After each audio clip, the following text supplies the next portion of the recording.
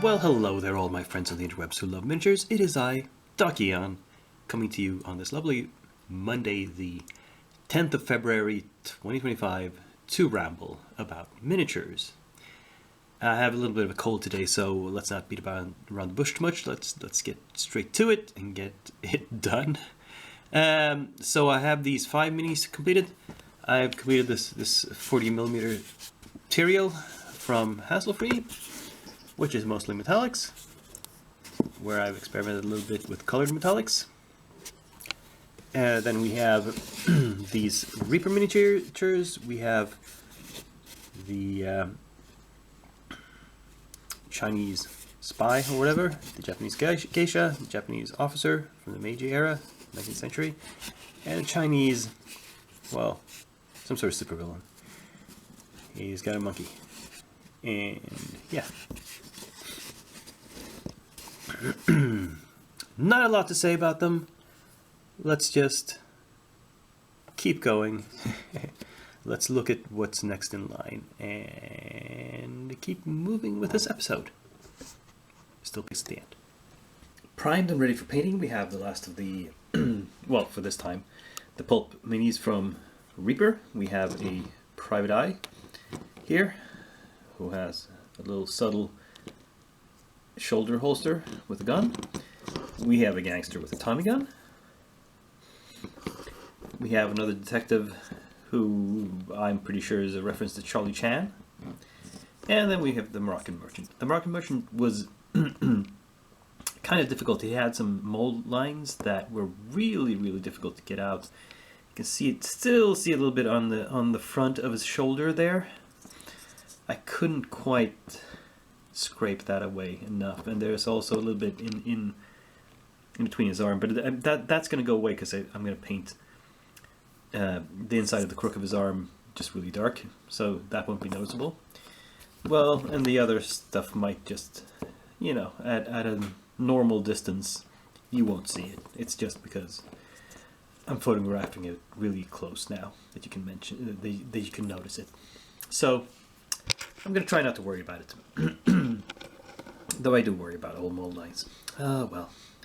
Anyway, let's get cracking on these. So this little sucker I've put together, haven't primed him yet, and assembled the various pieces. I've actually pinned everything, both hands, the head, and the feet to the rock, just for extra stability.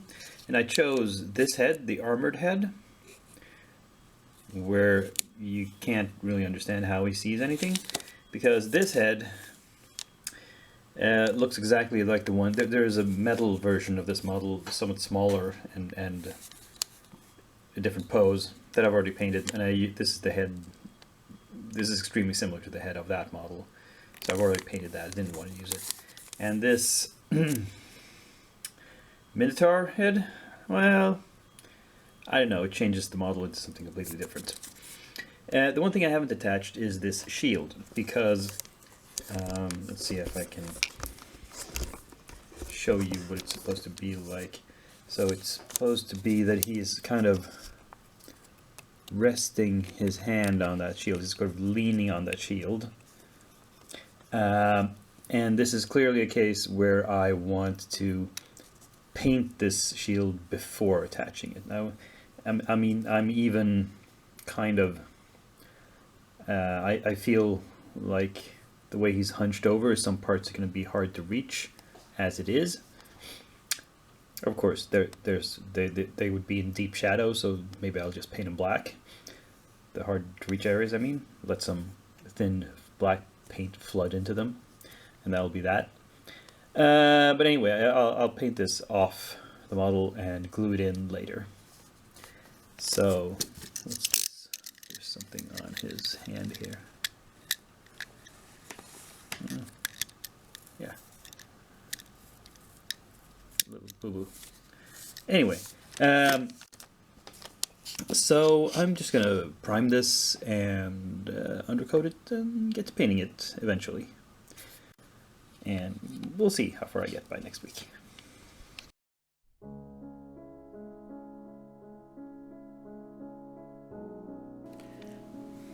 Now for my next project, I thought I'd pull something a little unusual out of the woodwork. So these two are miniatures for, official miniatures for Das Schwarze Auge, the Dark Eye, a German role-playing game. Now, these came from a Kickstarter that was not actually about that game, but it was from the same miniatures company that did the official DSA line. And so they offered these minis as an add-on, as it says here, Kickstarter add-on, DSA Set 2 and DSA Set 1. The actual Kickstarter was for some generic, I think it was Wizard miniatures. I have those as well, but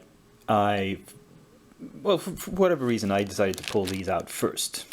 And so there's 5 minis in each little baggie.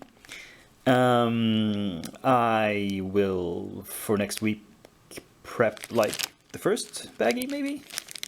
We'll see. As I mentioned, I will have a bit more time this coming week, so I don't know, maybe I'll prep all of them. I won't have time to paint all of them the week after, but, you know, it's good to have a lot of stuff prepped and ready to go in any case, so maybe I'll do that. They don't seem that difficult, they need to be cleaned up. They have some integral bases, but I'll put them on 25mm basis, probably my own 3D printed ones, and fill it out with basing grit and, you know, the usual stuff that I do with these sort of minis that have that have an integrated base, but it's too small and not really fit for purpose. So yeah. That'll be interesting, and we're sort of back in the fantasy realm again, after all this modern day stuff, or well, 100 years ago stuff, pulp era, or even 19th century. So maybe more than 100. Anyway, that was a tangent. Let's get back to the now, the here and now. And in the here and now, this video is over. I'm just rambling. So thank you for watching along. Just give it a thumbs up if you would like to, you know, like, share, subscribe. But as usual, please come back next week, same day of the week, same channel, same Ducky on, who for now is signing off.